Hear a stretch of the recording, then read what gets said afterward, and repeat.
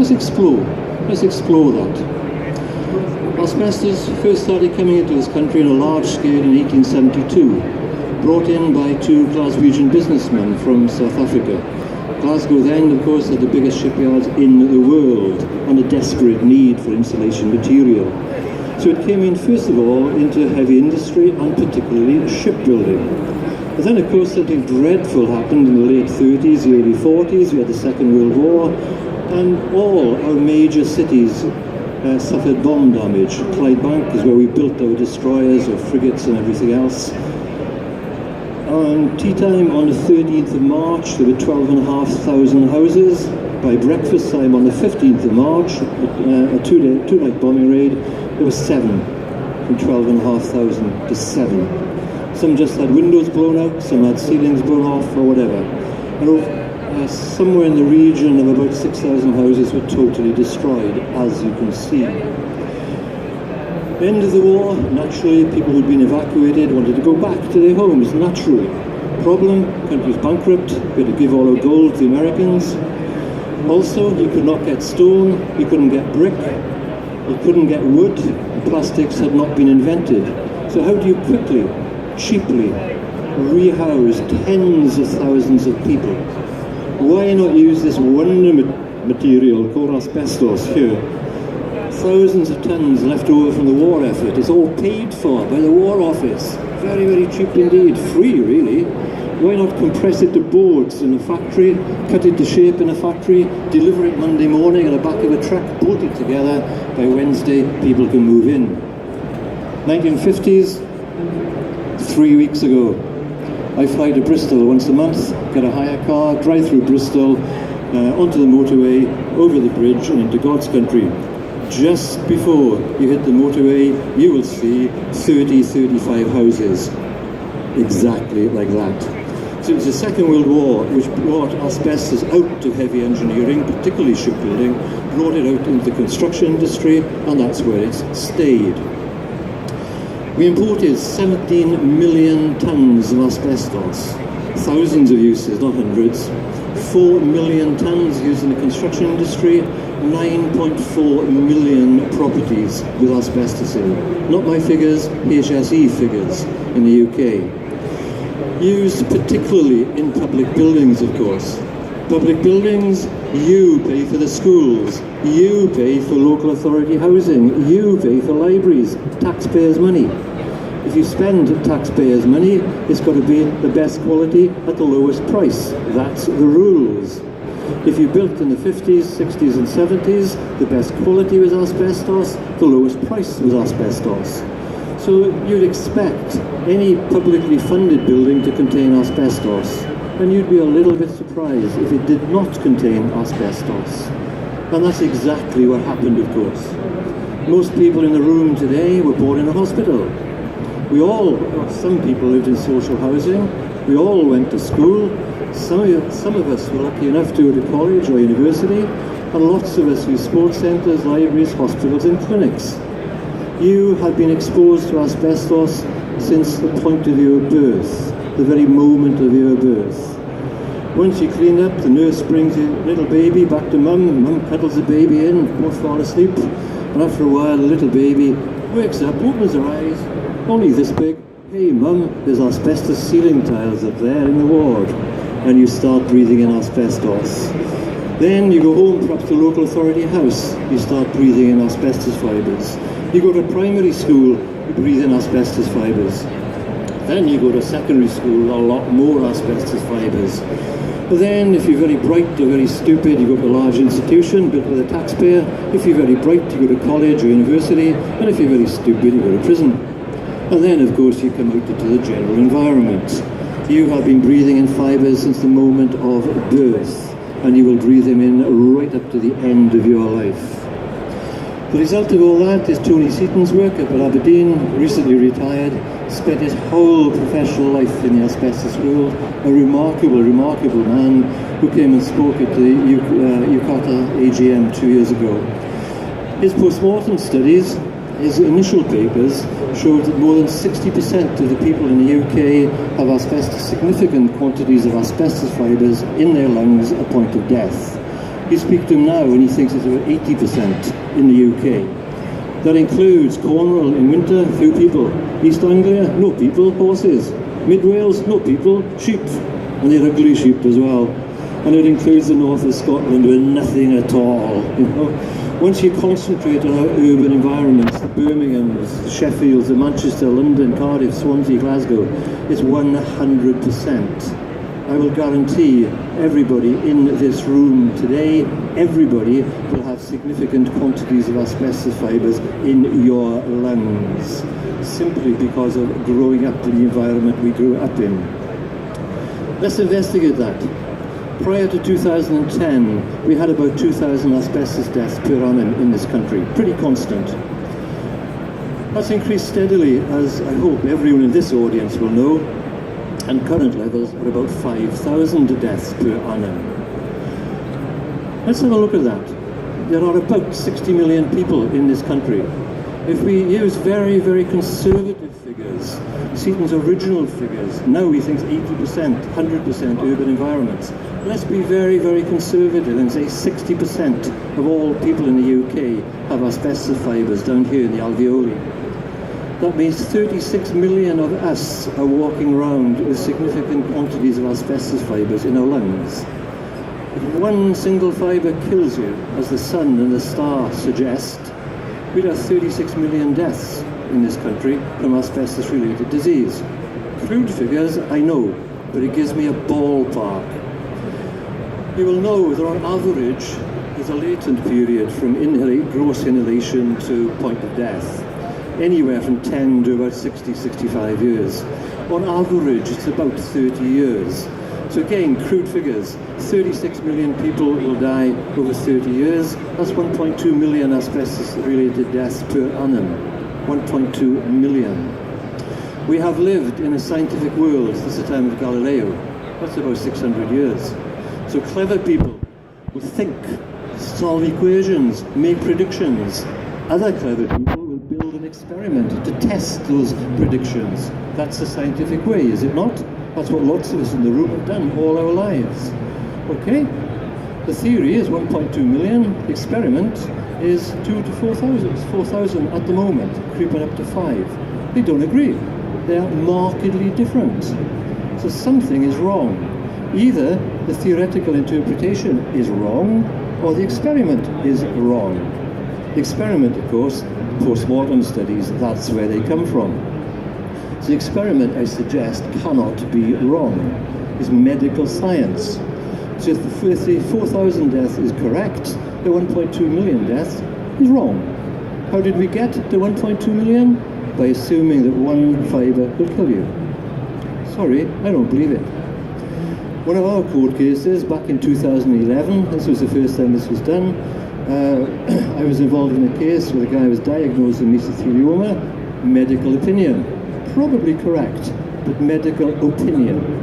Then the poor chap passed away, post-mortem was done, opinion becomes medical scientific fact. We arranged for post-mortem studies to have some samples of the lung tissue. We sent them to Professor Gibb, as he is now, in the Pneumoconiosis Research Centre outside Cardiff. And he did some electron microscopy studies. Very simple experiment. You count fibres down a microscope. That's all you do. Dead simple.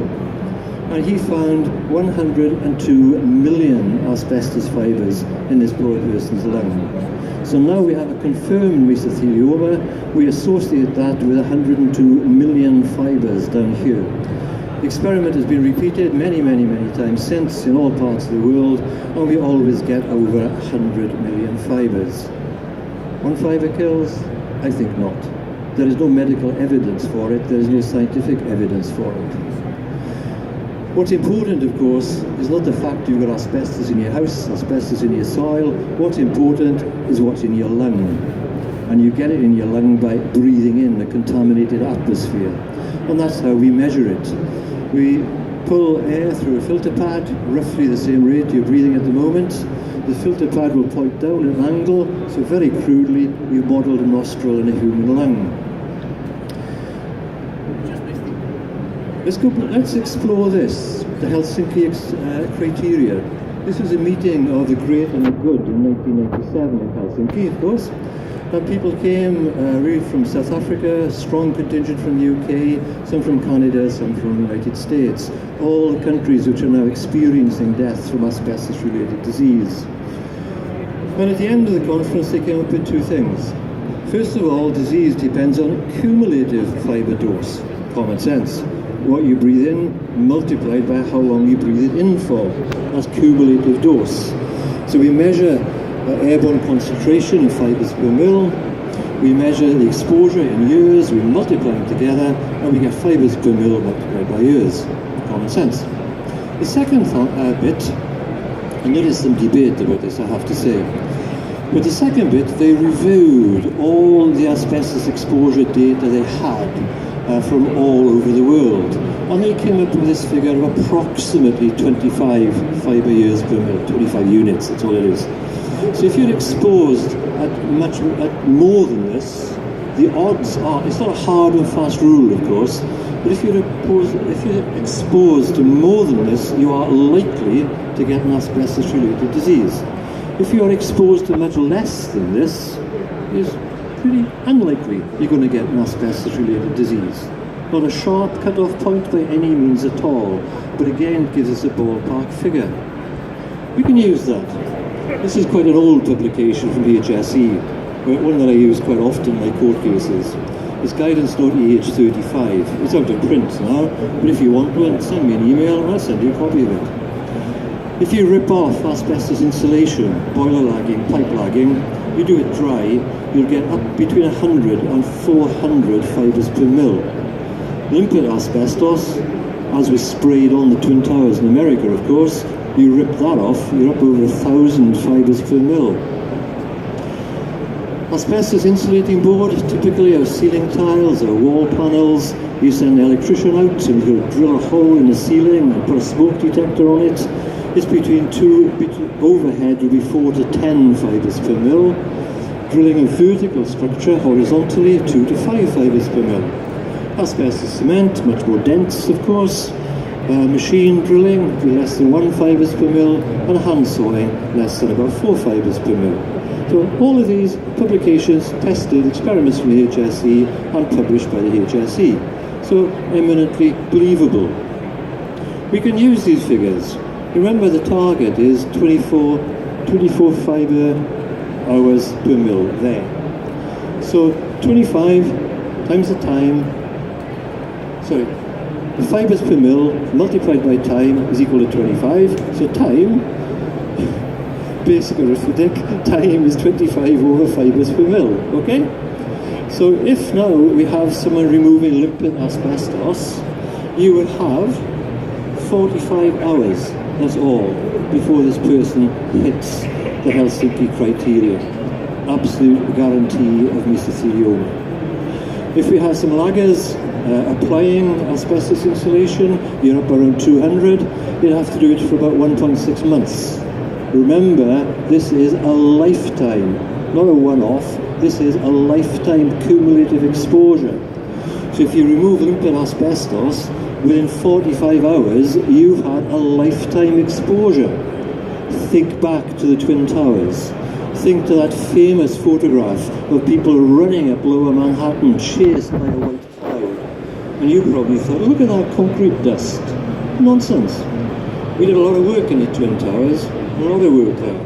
And it was a steel girder construction, very unusual for tower blocks. And the steel was sprayed with limpet asbestos. 110 stories, the first 100 stories sprayed with limpet asbestos. So when the building came down, the ferocity it came down in, you're well over 1,000 fibres per mil. The cloud you saw on telly, the cloud you saw in the newspapers was pure raw asbestos being blown up through Manhattan. 45 hours at that level of exposure in your total lifetime, you saw those firefighters going in 10, 12, 14 hours, sleeping in the truck, going back in the next day. They were there for weeks and weeks and weeks. We predicted at the time more people, this is years ago now of course, we predicted at the time that more people would die over the next 30, 40 years from asbestos exposure than were killed in the explosion. And if you look at the stats, you can already see the stats starting to ramp up exponentially. asbestos-related deaths. Laggers, about 1.6 months. You start a job like that, you leave school with no qualifications. Why else would you be an asbestos lagger? One point, you start work at 16 years of age. By the time you're 17 and a half, you've got a death sentence. Asbestos insulating board, you've got to be doing it for 12 and a half years. Asbestos cement, over 25 years. You can see how the figures change, and change very dramatically indeed, depending on the category of asbestos. Is it limpid? Is it insulation? Is it board? Is it cement?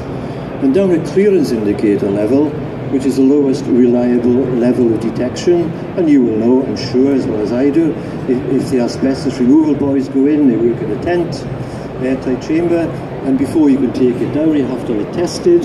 It's got to be visually, it's got to be okay with no dust and debris, and the airborne fibre concentration must be less than 0.01. If it is, then the HSE think that that area is compliant with the asbestos regs, and you could send people back in. So if you go to that environment, going back to Helsinki, you would have to be in that environment for over 2,500 years to get anywhere close to the Helsinki criteria. You can see how these figures change, and change very, very dramatically. That, to me, suggests you should think very carefully. Going back to my example in Argyll and Bute, we took measurements in the attic. All measurements were below 0.01. Would you spend £100,000 to take all that material out, and another £100,000 to put back in asbestos-free material, when, according to relatively modern science, and relatively modern medical science, there is negligible risk in there? And the answer is, you probably wouldn't. We did do some remediation work. We had contractors to go in, all dressed up. They hand-picked the 5 bits of debris, and then they hoovered about 1 metre alongside each piece of debris. And we took air samples, so we blew in the face, so we couldn't find anything anywhere. So I would suggest to you, if your job is to plan asbestos remediation jobs, whether they're in buildings or contaminated land, it doesn't make any difference. I think before you plan that job and put it out to tender, you should consider real risks, not perceived risks. Look at BH35. I'll send it to you, don't worry. Consider the exposure times. Then do a simple sum and think. Think long and hard. There is not much money left in this country. We are rapidly going bankrupt. And if the worst comes to the worst next spring, we will be bankrupt. I would rather we save our money to attack the real risks. Kids in schools where the asbestos is in pretty poor condition and is not managed properly, rather than doing lunatic things like stripping 5 bits of debris out of an attic, which no one goes in. The results, this is what I've already seen. Already said actually twice. The loft space, tiny bits of debris. The contractor wanted £100,000 plus reinstatement. We had the whole thing done for £8,000, and this is offshore, so a lot of that cost gave ferrying people across and back. Student accommodation in Glasgow. Somebody, a rich guy from London, came and bought a piece of land, going to build student accommodation on it. Didn't have the wit or the intelligence to do an asbestos survey in the ground to start with. The diggers went in on the very first day, found white stuff in the soil, everything stopped. They had a couple of consultants came in to have a look at it, and they quoted between £4 million and £9 million, depending on the consultancy company. The client balked, they came to us. We devised a strategy, secured local authority approval, environment agency approval, we managed the works. We had the whole thing done safely for £500,000. Edinburgh Rail project, if you've been to Edinburgh, we have a new tram system which interfaces with Network Rail. Again, asbestos found after the start of work. The consultants quoted £9 million, and we were appointed, same terms as before, and we had it done for £400,000. This is an ex-car factory outside Glasgow, building a large park on it. There was one large plot left, known to be contaminated. The consultant said, just dig it out and we'll put it in a landfill site. Yeah, £1.7 million. They came to us, we got the sensible solution for £300,000. A job we've been on for nearly 2 years, luxury hotel conversion of the local authority building to a luxury hotel in London. The asbestos surveyors missed asbestos when they surveyed the building. The work started, stopped when they found asbestos behind the wall. The client was quoted £30 million to remediate that. The client, big American company, hotel chain, were going to pull out completely and just leave the building rot. They were advised to come to us. We did a lot of work in that one, but we had it all remediated quite safely for £2 million. It works. I urge you to think about a real risk as opposed to perceived risk.